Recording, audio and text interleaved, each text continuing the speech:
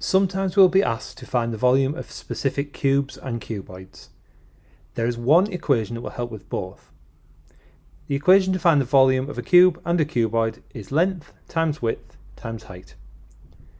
So, for example, if we have a cube whose sides have a length of 5 centimeters, we will simply do the calculation 5 times 5 times 5, which will give us a volume of 125 centimeters cubed. We must remember that when we are working with volume, our answers will have cubed units. So if we are working with centimeters, our answer will be in cubic centimeters or centimeters cubed. And if you're working with meters, our answer will be in cubic meters or meters cubed. If we look at a cuboid with a length of 8 centimeters, a width of 6 centimeters and a height of 4 centimeters, again, we will do the calculation length times width times height. We simply have to multiply 8 by 6 by 4. 8 times 6 will give us 48, and 48 times 4 gives us 192.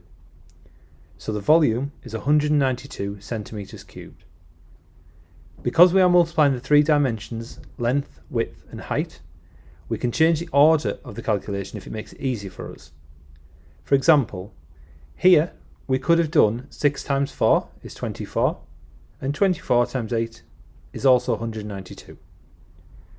The main thing to remember regarding the volume of a cube or cuboid is the equation length times width times height.